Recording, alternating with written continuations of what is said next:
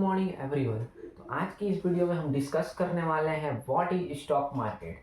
Stock market क्या है, यह काम कैसे करता है एंड कितने टाइप्स के लोग स्टॉक मार्केट में किस माइंडसेट से आते हैं, और वो 3 टाइप्स ऑफ एनालिसिस जो कि आपको एक सेल्फ मेड ट्रेडर या इन्वेस्टर बनने में काफ़ी हेल्पफुल हो सकती है। तो चलिए हम बात करते हैं सबसे पहले what is stock market. Harshad share market को अपनी दुनिया बनाने में लगा था। वो खेल रहा था और अभी खेल से ज्यादा उसकी नजर पूरे मैदान पे थी, क्योंकि जितने बड़े उसके स्टॉक मार्केट आखिर में है क्या? तो stock market is a platform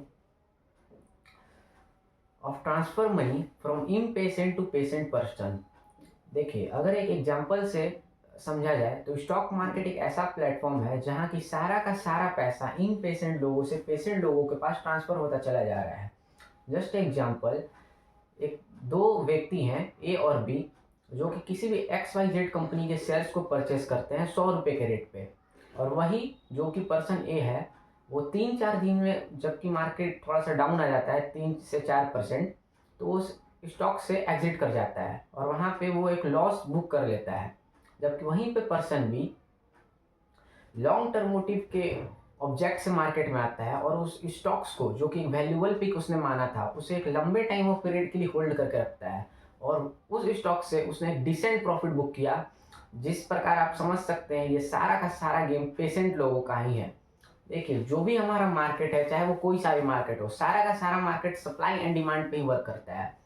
जैसे जैसे किसी भी प्रोडक्ट का अगर सप्लाई बढ़ रहा है लेकिन डिमांड बहुत कम है, ऑटोमेटिक प्राइस डाउन हो जाएगा। लेकिन अगर वो कोई भी चीज़ लिमिटेड है, उसका सप्लाई बहुत ही लिमिटेड है, वो पूरा का पूरा दुनिया में ही लिमिटेड है, और जबकि उसका डिमांड बहुत ही हाई है, तो उसका रेट ऑटोमेटिक ऊपर चलते जाएगा। ठीक है, तो इससे क्या समझ में आया? सारा का सारा मार्केट सप्लाई एंड डिमांड पे वर्क करता है। आपने आसपास जरूर देखा होगा, जैसे कि जस्ट एग्जांपल लैंड, जो भी हमारे पास लैंड है वो लिमिटेड है, लेकिन उसका जो भी डिमांड है वो अनलिमिटेड है, जिसके कारण उसका भी प्राइस हमेशा आपको ऊपर जाता है वह दिखेगा, खास करके अर्बन एरियाज में। तो चलिए अब बात करते हैं वो कौन कौन से टाइप्स ऑफ ट्रेडर्स या इन्वेस्टर हैं जो कि किस मोटिव से मार्केट में आते हैं।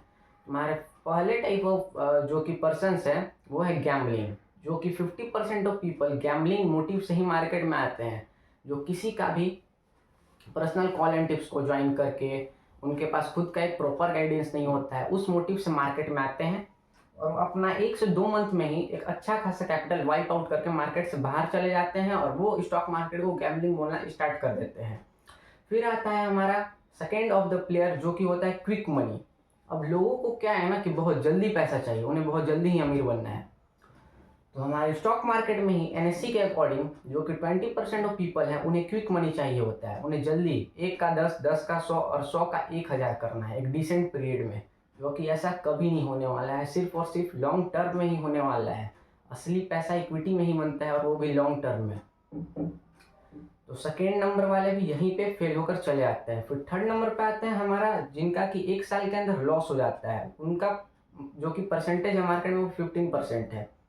कोई भी अगर आप काम कर रहे हो तो उसमें अगर 1 साल में आपको अगर कोई भी प्रॉफिट नहीं मिला तो क्या बात है, 1-2 साल और करके देख लेंगे, उसमें आपका लॉस थोड़ी ना है।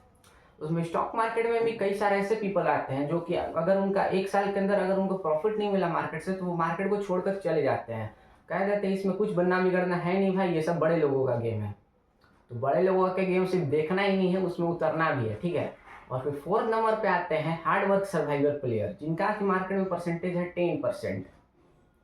ये वो प्लेयर्स हैं जो कि कंसिस्टेंसी के साथ मार्केट में बने हुए रहते हैं, हर एक मूवमेंट को कैच करते हैं एंड कंसिस्टेंसी के साथ एक लॉन्ग टर्म ऑफ पीरियड में मार्केट में बने हुए रहते हैं। फिर उनमें से भी जो कि 5% ऑफ पर्सनस है वो मार्केट में आउट परफॉर्म कर जाते हैं, वही आगे चलकर कुछ ना कुछ मार्केट में लिख कर जाते हैं और कुछ बता कर जाते हैं। तो ये हो गया हमारा what is stock market and how it works. सारा का सारा मार्केट हमारे डिमांड एंड सप्लाई पे ही काम करता है। फिर उसके बाद सबसे पहले अगर एनालिसिस की बात की जाए तो वो होता है फंडामेंटल एनालिसिस। किसी भी कंपनी का लॉन्ग टर्म अगर व्यू का बात किया जाए वो होता है फंडामेंटल एनालिसिस। फंडामेंटल एनालिसिस है क्या आखिर में? तो फंडामेंटल एनालिसिस को ऐसे समझते हैं कि उस कंपनी का बिजनेस क्या है, कि आने वाले समय में लोगों को उसकी ज़रूरत है या नहीं, आने वाला इन फ्यूचर वो कंपनी चलेगा कि नहीं, ठीक है, मतलब एक फ्यूचर की बात जहाँ पे हो सकता है या नहीं, इन प्रोबेबिलिटीज़। तो अगर उन प्रोबेबिलिटीज़ की बात की जाए कि कंपनी का बिजनेस क्या है, कंपनी को ऑपरेट कौन कर रहा है, कंपनी का जो भी बिजनेस है वो सिर्फ और सिर्फ नेशनल है कि इंटरनेशनल भी है, हमारे कई सारे देश में भी क्या वो कंपनी का जो भी है बिजनेस वो चल रहा है, एमएनसी कंपनी है, मल्टीनेशनल कंपनी, तब तो और भी अच्छी बात है, जैसे कि टीसीएस हो गया, वॉरी एनर्जीज हो गया, इंफोसिस हो गया, विप्रो, ऐसे कई सारे भारत के जो कि बड़ी बड़ी कंपनीज हैं, आप इनका एग्जांपल देख सकते हो। जो भी कंपनीज है उनके डेटा के अकॉर्डिंग पिछले साल से जो भी उनका सेल्स है वो लगातार बढ़ रहा है या नहीं, उनका जो भी प्रॉफिट है, अगर कंपनी के पास कैश आ रहा है तो उनका कैश फ्लो भी बढ़ना चाहिए। तो हम वहाँ से कोई सा भी एक वेबसाइट से उनको जा करके हम लोग आराम से सीन कर सकते हैं, कोई भी पब्लिक कंपनीज का। तो फंडामेंटल एनालिसिस में हम लोग ये जान सकते हैं, इस प्रकार से हम लोग वहाँ पे एनालिसिस कर सकते हैं कि कंपनी का काम क्या है, कंपनी वो काम क्या करती है, और आने वाले इन फ्यूचर लोगों को उस कंपनी की ज़रूरत है या नहीं, उसका डिमांड हाई है या नहीं। जैसे कि अभी सोलर एनर्जी हो गया, सोलर सेक्टर आने वाले समय बहुत ही हाई डिमांड होने वाला है, ईवी सेक्टर, ये सब सारे के सारे सेक्टर जो कि बहुत ही हाई डिमांड। क्योंकि अगर आप देखोगे, जैसे कि मैंने अभी आपको बताया कि सारा का सारा मार्केट सप्लाई एंड डिमांड पे ही वर्क करता है। तो अभी जो भी हमारा मोटर व्हीकल्स वगैरह चल रहे हैं, सारे के सारे किस चीज़ पे चल रहे हैं, पेट्रोल एंड डीजल पे। तो पेट्रोल एंड डीजल हम लोग के पास लिमिटेड है, लेकिन वही सोलर एनर्जी हमारे पास अनलिमिटेड है। तो आने वाले डेटा के अकॉर्डिंग हमारे पास 2159 तक सारा का सारा पेट्रोल यहाँ पे जो कि है वो ख़त्म होने वाला है। तो यहाँ पे बेस्ट अपॉर्चुनिटी अब ये बनती है कि हम लोग यहाँ से सोलर की स्टॉक्स को यहाँ से पिक कर सकते हैं। Solar sector, EV sector, energy sector आने वाले समय में एक हमें अच्छा खासा टारगेट दे सकता है। ये हो गया हमारा फंडामेंटल एनालिसिस कि कंपनी का भी पोजीशंस क्या है, कंपनी आने वाले इन फ्यूचर क्या कर सकती है, उसमें पोटेंशियल है या नहीं। तो सेकेंड एनालिसिस हमारे पास ये आता है टेक्निकल एनालिसिस। और टेक्निकल एनालिसिस में हम लोग ये जान सकते हैं, look at the price of charts when go and ups. Charts को देखना कब ऊपर एंड नीचे जा रहा है, उसमें फ्लक्चुएशंस कितने हो रहे हैं, उसके डेटा पैटर्न्स को एनालिसिस करना, उसके कैंडलस्टिक पैटर्न्स को एनालिसिस करना, चार्ट्स क्या बता रहे हैं, मार्केट बिहेवियर क्या है, मार्केट सेंटिमेंट कैसा चल रहा है, ठीक है। इन सब चीज़ों के बारे में हम लोग को टेक्निकल एनालिसिस से पता चलता है।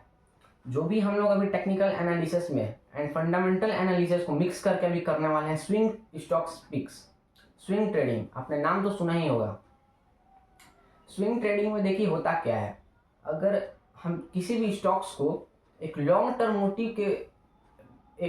मोटिव के ऑब्जेक्ट से अगर परचेस करते हैं, ठीक है, मतलब कि कंपनी आने वाले समय में एक बहुत ही आउट परफॉर्म करने वाली है, तो हम उस स्टॉक्स को परचेस तो कर लेते हैं, लेकिन हमें ये नहीं पता है कि उस कंपनी में असली जो मोमेंटम है वो कब आने वाला है। उसे हम कैप्चर कर सकते हैं स्विंग ट्रेडिंग की मदद से, जो कि हम लोग का टेक्निकल एनालिसिस का एक बहुत ही मेजर पार्ट्स होता है। स्विंग ट्रेडिंग हो गया, इंट्राडे हो गया, एसटीबीटी, इसमें हम लोग को ज़्यादा फोकस करना है स्विंग ट्रेडिंग पे अपने पूरे के पूरे कम्युनिटी में।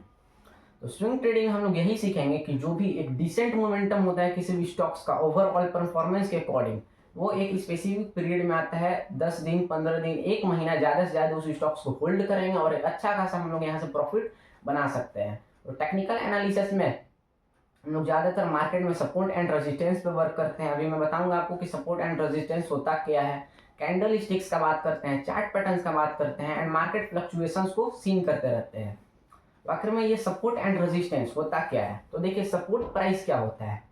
सपोर्ट प्राइस किसी भी स्टॉक्स के लिए वो प्राइस होता है जहां पे बेचने वाले से ज़्यादा खरीदने वालों की संख्या अधिक होती है, मतलब कि वहां पे जो भी बायर्स हैं उनकी संख्या सेलर्स से अधिक होती है। मतलब उस लेवल पे आते के साथ प्राइस एक बाउंस बैक लेता है, फिर उस लेवल पे आता है, फिर एक बाउंस बैक लेता है, उसे हम लोग कहते हैं एक सपोर्ट लेवल, जो कि आप किसी भी स्टॉक्स में आराम से जाकर ड्रॉ करोगे लाइन तो आपको खुद ही पता चल जाएगी। फिर आती है हमारा एक रेजिस्टेंस लेवल, जब अगर किसी भी स्टॉक्स वापस ऊपर जाता है, फिर नीचे आता है, वापस ऊपर जाता है, फिर नीचे आता है, जिस जगह से वो बार बार नीचे आ रहा है, जिस जगह से बार बार वो डाउनफॉल खा जा रहा है, उसे हम कहते हैं resistance level. In simple words, उस लेवल पर खरीदने वाले से ज़्यादा बेचने वाले की संख्या होती है, जिसे हम कहते हैं एक रेजिस्टेंस लेवल। अब देखो फंडामेंटल एंड टेक्निकल का बात तो आपको हर कोई कर लेगा, लेकिन one of the most mysterious to master is technical analysis. Fundamental analysis and technical analysis के बाद एक और एनालिसिस होता है, जैसे कि हम कहते हैं मेंटल एनालिसिस।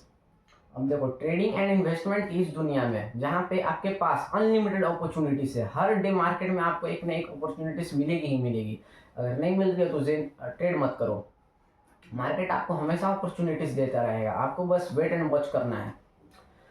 तो मेंटल एनालिसिस आखिर में होता क्या है? तो जब आप मार्केट में काफ़ी हद तक रिसर्च करते हो, ठीक है, फंडामेंटल एंड टेक्निकल लेवल पे, तो एक डिसेंट पीरियड के बाद आपको खुद पे भी रिसर्च करना है कि आप किसी भी ट्रेड में एंटर तो ले रहे हो, लेकिन आप स्टॉप लॉस उसमें पूरा ले दे रहे हो और टारगेट के लिए वेट ही नहीं कर पा रहे हो। जब भी आपको थोड़ा सा प्रॉफिट दिखने लगे आप एग्जिट कर जा रहे हो और अपना लॉस को और बल्कि ट्रेल करते जा रहे हो, स्टॉप लॉस को और ट्रेल कर और बढ़ाते जा रहे हो और एक ह्यूज अमाउंट ऑफ लॉस आप बुक करते हो। लेकिन जब भी आप प्रॉफिट करते हो तो एक बहुत ही स्मॉल प्रॉफिट में आप वापस एग्जिट कर जाते हो। और कभी कभी फोमो में भी आप ट्रेड ले रहे हो। फ्लॉलेसली ट्रेड अपने को कभी नहीं करना है। जब भी हमें एक बेस्ट अपॉर्चुनिटी मिले मार्केट में, तभी अपने को ट्रेड करना है वहाँ पे, और एक वैल्यूएबल स्टॉक्स में ही ट्रेड करना है जिसका कि फंडामेंटल अच्छा हो, जिसमें कुछ मोमेंटम आने वाला हो, जिसका न्यूज़ अच्छा हो मार्केट में, मार्केट सेंटिमेंट्स को देखते हुए हमें उस जगह पे ट्रेड करना है। तो इस मेंटल एनालिसिस में हमें एनालिसिस करना है खुद पे। देखिए, जब भी आपका मार्केट में लॉस होता है तो आप हमेशा मार्केट को ब्लेम करते हो कि यार मार्केट बहुत ही ख़राब है, हर बार मेरा स्टॉप लॉस कट कर जाता है, जहाँ पे मैं परचेस करता हूँ वहीं से प्राइस नीचे आ जाता है और जहाँ से मैं सेल करता हूँ वहीं से प्राइस ऊपर चला जाता है। तो ये सब देखो होता क्या है, ये सब रैंडम थॉट हर कोई के माइंड में आता है, लेकिन हमारा साइकोलॉजिकल माइंड ही ऐसा है कि हम उस चीज़ को कैप्चर ही नहीं कर पाते हैं कि आखिर में मार्केट कहना क्या चाह रहा है, मार्केट का बिहेवियर क्या है, मार्केट का सेंटिमेंट क्या है, यानी फॉरेन कंट्रीज में मार्केट का सेंटिमेंट्स क्या है, कहीं फॉरेन कंट्रीज में कुछ गड़बड़ तो नहीं है। तो अभी आप देखोगे तो डोनाल्ड ट्रंप जो कि यूएस के अभी प्रेसिडेंट बनने वाले हैं, 20 जनवरी के दिन उनका जो कि है वो शपथ ग्रहण होने वाला है। तो मार्केट के लिए काफ़ी बहुत ही आप बोल सकते हो पॉजिटिव पॉइंट ऑफ व्यू है, क्योंकि अगर आप डोनाल्ड ट्रंप की बात करो तो वहाँ पे उन्होंने जो भी क्रिप्टोस हो गया, क्रिप्टोस करेंसी एंड बिटकॉइंस पर वो काफ़ी ज़्यादा बुलिश है और 20% ऑफ स्टेक उनके पास और उनके भाई के पास है। जबकि इलॉन मस्क बहुत क्रिप्टो मतलब आप बोल सकते हो क्रिप्टो का एक बहुत ही मेजर जो कि है उनके पास पड़ा हुआ है, एक मेजर इन्वेस्टमेंट अमाउंट। तो आप इस तरीके से कर सकते हो जैसे कि अभी कोई भी फॉरेन कंट्रीज में अभी बहुत ही पॉजिटिव न्यूज़ चल रहा है क्रिप्टो करेंसीज को लेकर, बिटकॉइन को लेकर, सारे का सारा जो भी ये ब्लॉकचेन टेक्नोलॉजी पर वर्क करती है, इसके बारे में भी मैं अपने आने वाले वीडियोस में आपको बताया करूँगा। हाँ, तो हम लोग थे यहाँ मेंटल एनालिसिस पे।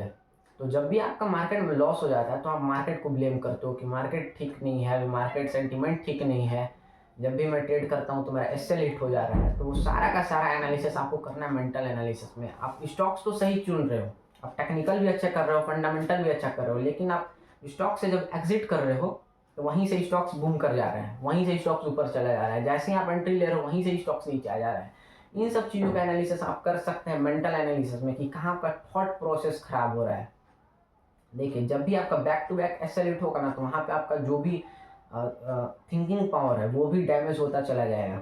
इसलिए आपको मेंटल एनालिसिस पे भी काफ़ी ज़्यादा ध्यान देना है। हर वीक में आपको अपना एक जर्नल तैयार करना है कि मैं किस जगह पे ट्रेड कर रहा हूँ, मेरी इसमें लॉजिक क्या है, लॉजिक बिहाइंड ट्रेड, मेरा उस ट्रेड का एंट्री प्राइस क्या है, उसका एसएल प्राइस क्या रहने वाला है। हर ट्रेड में आपको अपना जो भी स्टॉप लॉस है, आप स्टॉक्स में कितना लॉस करने के लिए तैयार हो, ये आपका प्री डिफाइन होना चाहिए कि आप उस लॉस आप कितना बुक कर सकते हो किसी भी ट्रेड में एंट्री लेने से पहले। तो देखिए, जब भी आप लोग का कभी भी स्टॉप लॉस हिट होता है तो आपको मार्केट को ब्लेम नहीं करना है, बल्कि आप खुद पे वहाँ पे कॉन्फिडेंस नहीं है, आपके अंदर वो एटीट्यूड नहीं है कि आपका जो भी ट्रेड है वो गलत फेवर में जा रहा है। आपको वहाँ पे कॉन्फिडेंस में रहना है। आपको ट्रेड लेते के साथ सिर्फ और सिर्फ अपना एसएल या तो टारगेट के लिए वेट एंड वॉच करना है बस, और बाकी बीच में कुछ भी नहीं करना है आपको। तो आपने जो भी ट्रेड लिया उसके प्रति अगर आप कॉन्फिडेंस है तभी आप उस ट्रेड को लीजिए, वरना मत लीजिए। बहुत ही छोटे अमाउंट से करिए जहाँ पे अगर आपको लग रहा है ये जा सकता है, क्योंकि ट्रेडिंग ऑल अबाउट प्रोबेबिलिटीज, सारा का सारा गेम यहाँ पे प्रोबेबिलिटीज का है। कोई भी यहाँ पे हमें रिटर्न एक सर्टेन अमाउंट ऑफ रिटर्न नहीं है भाई कि हमें इतना आपको स्टॉक मार्केट दे ही सकता है, इतना रिटर्न मिनिमम है। कोई भी यहाँ पे मिनिमम एंड मैक्सिमम रिटर्न्स नहीं है। बैंक में चले जाए, एफडी करवा लो, वहाँ पे आपका 7 से 8% बांधा हुआ है कितना आपको रिटर्न मिलेगा ही मिलेगा, लेकिन स्टॉक मार्केट में आपका कोई भी फिक्स रिटर्न नहीं है कि आप इतना बना कर ही निकलोगे मार्केट से, ठीक है। तो इस पॉइंट ऑफ व्यू के साथ मत आइए कि हम आते के साथ ही पैसा कमाने लग जाएंगे, प्रॉफिट बनाने लग जाएंगे। सीखने के पर्पज से आइए पहले मार्केट में, पहले मार्केट को टाइम दीजिए, फिर मार्केट आपको टाइम देगा, ठीक है। इस प्रकार से हम लोग मेंटल एनालिसिस कर सकते हैं। आप जो भी ट्रेड ले रहे हो उसके प्रति आप कॉन्फिडेंस रहना चाहिए, नहीं तो फिर क्या होगा कि आप मार्केट पे तो ट्रस्ट नहीं कर रहे हो, लेकिन आप मार्केट पे तो आप ट्रस्ट कर रहे हो लेकिन आप खुद पे ट्रस्ट नहीं कर रहे हो, क्योंकि जिस जगह पे आप ट्रेड ले रहे हो आपको खुद के प्रति भी ट्रस्ट होना चाहिए कि हाँ मैं इस जगह पर सही हूँ। इसलिए मेंटल एनालिसिस भी उतना ही जरूरी है जितना कि टेक्निकल और फंडामेंटल है। तो इसी के साथ इस वीडियो को एंड करते हैं। अगर आपको वीडियो इन्फॉर्मेटिव लगा हो तो चैनल को सब्सक्राइब जरूर कर देना। धन्यवाद।